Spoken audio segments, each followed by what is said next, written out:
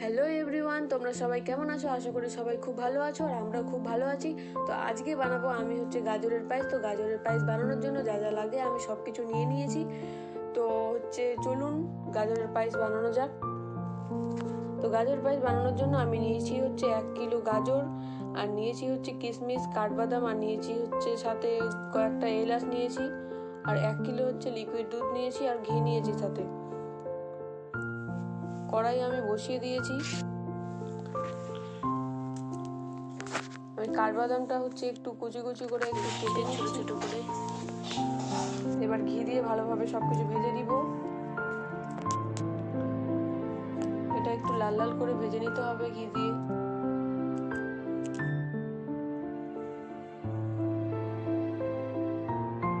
আমার ভাজা হয়ে গেছে।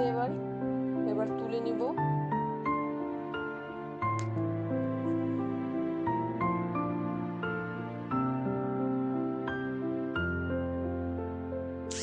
কড়াইয়ে আবার আমি ঘি দিয়ে দিলাম।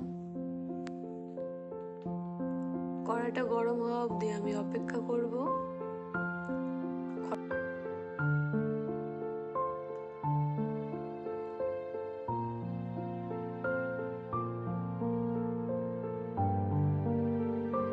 কড়াই গরম হয়ে এসেছে।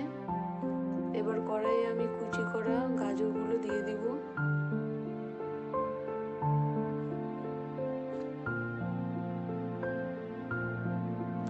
আপনারা গাজরটা তেল দিয়েও ভাজতে পারেন, ঘি দিয়েও ভাজতে পারেন। তো ঘি দিয়ে ভাজলে একটা সুন্দর একটা ফ্লেভার আসে, তো আপনারা ঘি দিয়েও ভাজতে পারেন।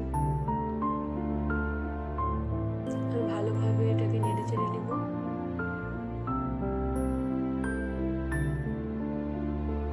আমি এক পাশে কড়াই বসিয়ে দিয়েছি দুধ গরম করার জন্য।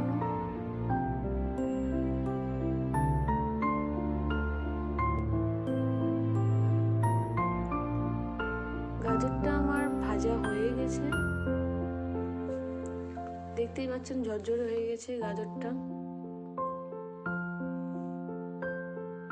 গাজরের মধ্যে আমি দুধ দিয়ে দিব। দুধটা আমি গরম করে নিয়েছি। এবার পরিমাণ মতো চিনি দিয়ে দিব।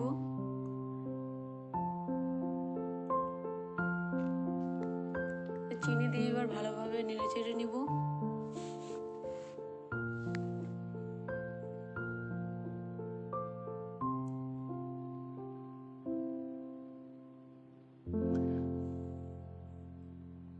সবকিছু ভালোভাবে জাল করে নিতে হবে।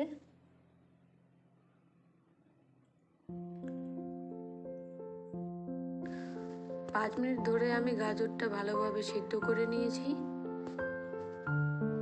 গাজরটা ভাজার সময় অনেকটা সিদ্ধ হয়ে গেছিল, তাও আমি ভালোভাবে ফুটিয়ে নিলাম, গাজরটা আরও সিদ্ধ করে নিলাম।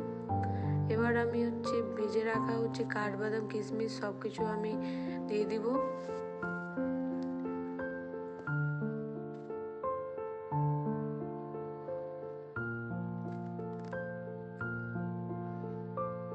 ভালোভাবে নেড়ে চেড়ে নিতে হবে।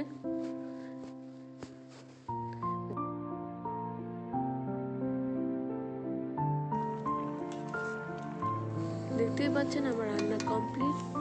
যদি আপনাদের আমার ভিডিওটা ভালো লেগে থাকে তাহলে লাইক, কমেন্ট, শেয়ার আর সাবস্ক্রাইব করতে ভুলবেন না।